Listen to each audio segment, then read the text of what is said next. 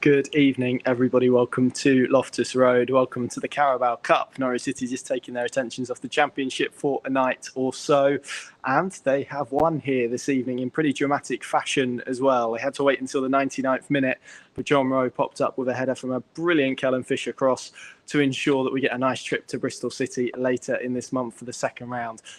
Fortunately, I found a little bit of light, probably the only bit of light that is left in Loftus Road. Everyone else very much gone home, as I plan to do so pretty soon. So we'll try and rattle our way through this. It was always anticipated that there would be changes this evening. Naturally, at this stage of a cup competition, that is usually the case as a general rule of thumb. David Wagner made 8. Gareth Ainsworth also made a considerable amount to his team as well. Of course, their priority probably slightly more so on the league than Norwich City because of everything they've endured throughout pre-season against Watford as well, and just trying to build up a little bit of confidence and momentum. Got to remember to stop pushing up my glasses because someone moaned about that last week. But I am apologetic. I will get them fixed. Maybe I'll stand here like this.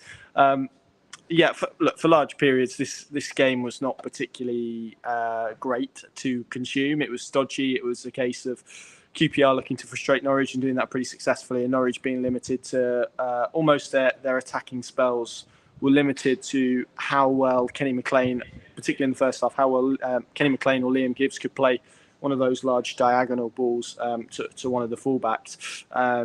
And they didn't always come off. Sometimes they were playing off second balls, and they created a chance in the first half through Adam Eder.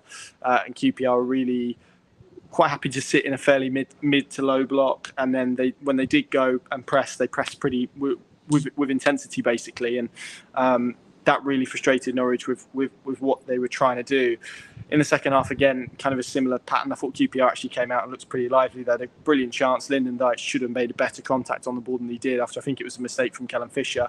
Angus Gunn saved.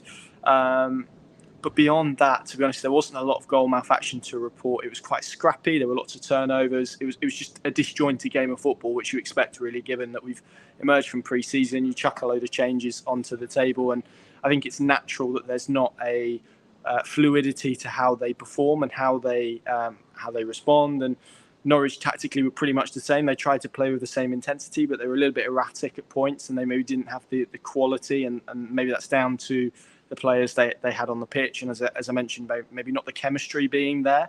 But it was interesting to watch how it unfolded and how this kind of wrestling match unfolded. It was two contrasting styles at times. QPR were happy to go a bit longer, but largely their success on the ball came from winning turnovers higher up the pitch and not really creating opportunities. And I can't really recall a save that Angus Gunn had to make particularly, but then I don't remember a particular save that Archer or Walsh had to make in the second half. So it was a game that was limited really in terms of goal mouth action. I think I turned to Paddy or Adam, one of the two, at half time and said that if ever you could smell penalties on the horizon, it was within this game. There just wasn't that kind of freedom and that attacking regularity that we saw from either side. So I think it's a really interesting contest that we've seen here tonight. It was always going to be difficult and stodgy. I expect these rounds of the competition usually are, unless you get kind of one team that's maybe a few levels higher. I thought it was competitive, but maybe lacking in quality and, as I mentioned, fluidity in terms of how the teams wanted to play.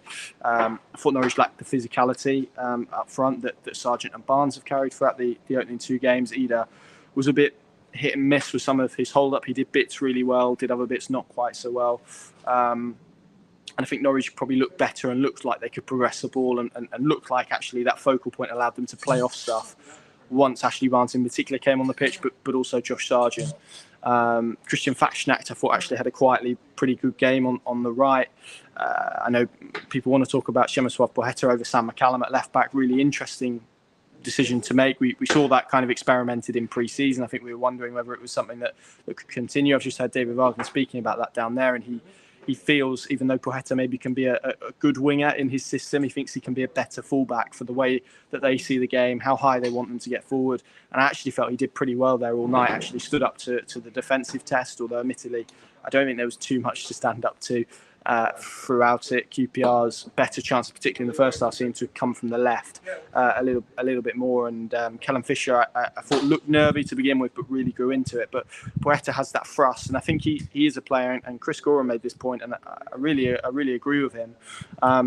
He looks to be a player that's benefiting from the fact that actually Norwich are now willing and able to put crosses into the box. I think if you want him to unlock defences and you want him to play intricate passes through low blocks to unlock doors, I don't think he's that type of player. But when you get him in those deeper positions and he can burst forward, he can support the play, he can put crosses into the box, I think he's someone that can cause problems because of his pace, because of his power.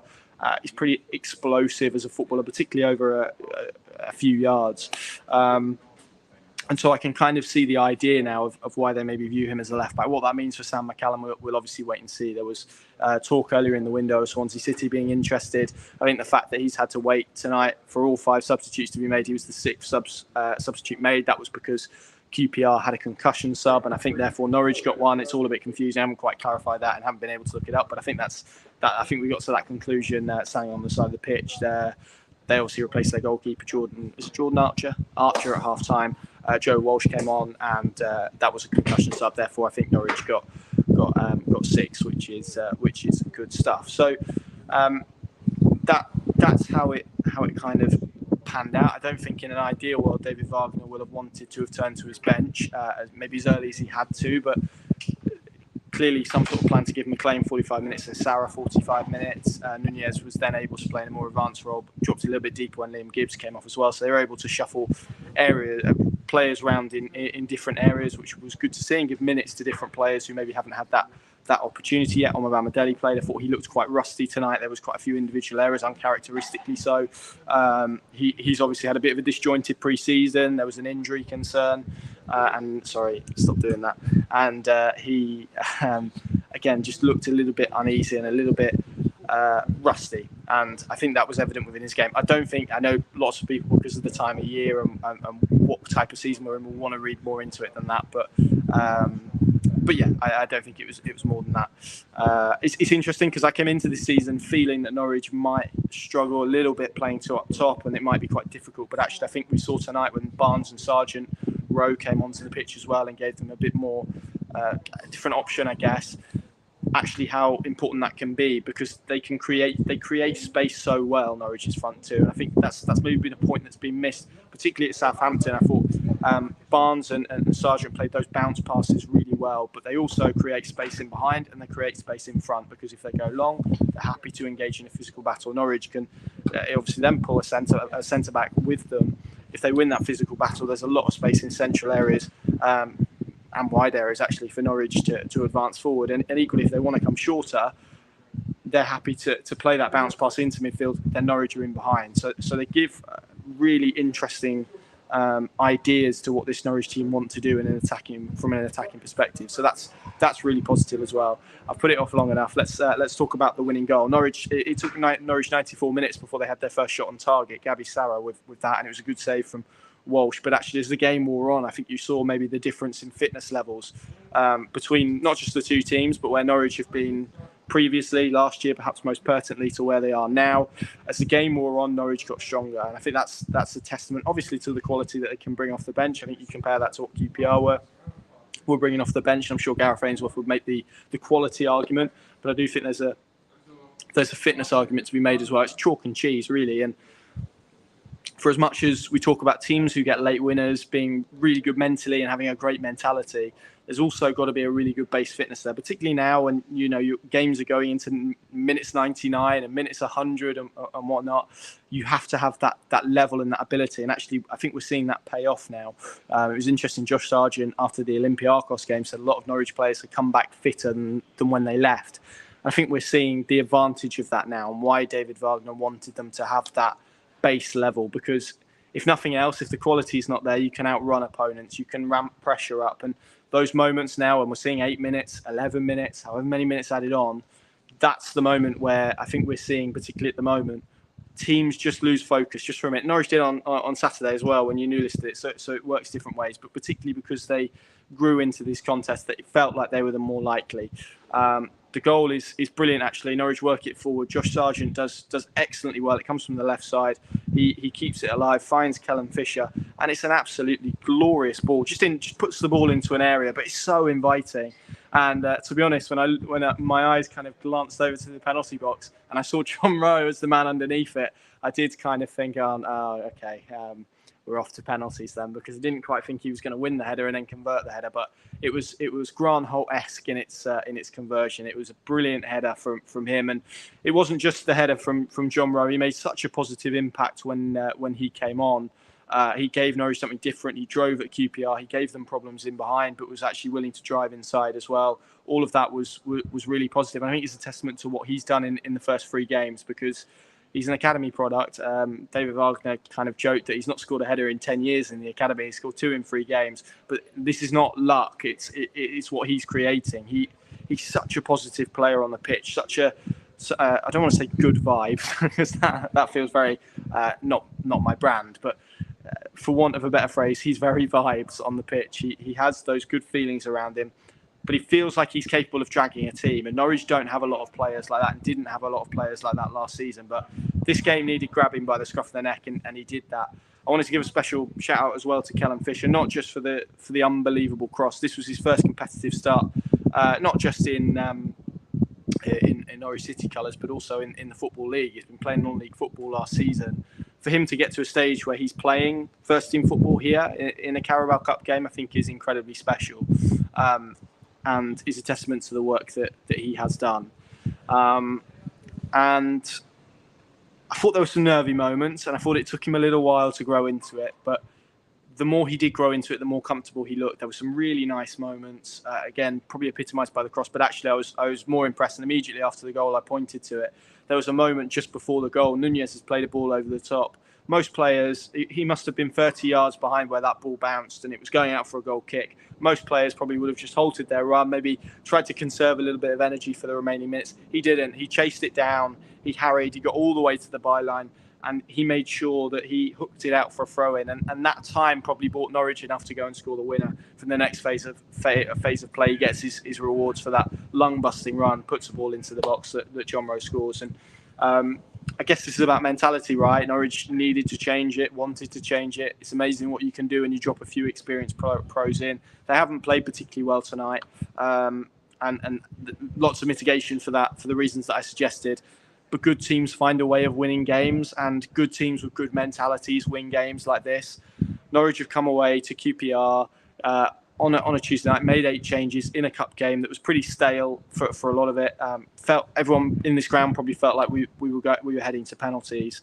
To produce a moment and find a bit of quality, I think, is a testament for how they've grown as a team. And it's interesting because I've heard people very early on speak about, it's something special building. Very premature to be making those statements, but the feeling around this feels different. You speak to Shane Duffy, you see 1,500 Norwich fans travelling.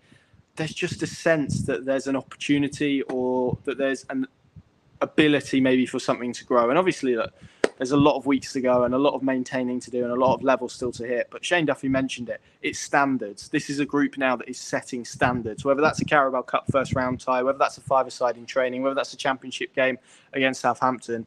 It's a standard to win. And you get that from players who have it up here, and they have it at the moment. And when I say that, I'm talking just as much about John Rowe than I am about Shane Duffy and about Ashley Barnes and the contribution that they've made, because he is a young player who has such a willingness to win, such a willingness to change the course of games and to change the rhythm of them. And that's a very special thing. And for as long as Norwich can hold that, I think it's clear that this team will be much better than the one that we saw last season. If they can maintain it now over a long period of time, then I think it's one that can hopefully better what they did. What that looks like, time will tell. But it feels like it's there for them, and I'm really pleased that has been able to be the case. Have I got anything else to mention? Yeah, obviously a few bits around the game. George Long was here tonight. He was kind of sat just down there. You see where that metal bar is? Sort of. I can't show you here. There you go. There. He was sat just there. He's obviously incoming. Tim Krul expected to depart. I'd expect that probably to to go on to maybe tomorrow morning now. I think it'll probably be a bit late to be done tonight, but he was here. He's going to sign. That will all be confirmed once Tim Krul is out of the building. He obviously wasn't here. Milo Rashica is gone as well. And I think that's it in terms of the transfer front. So, yeah, been an interesting few days. Brilliant to be capped off for a win. Delighted for those Norwich fans that made the trip. I'm all on the ha here. There we go. Delighted for those Norwich fans that made the trip, be it they're based in London or came all the way from Norfolk. This was a really ended up being a really good night to be involved in and being around. And my gosh, doesn't it feel different? And thank goodness for that. From Loftus Road, I'm going to sign off. Plenty more reaction and analysis over at pinkin.com. Goodness me, that Jonny Rowe, he's having a go, isn't he? Good night.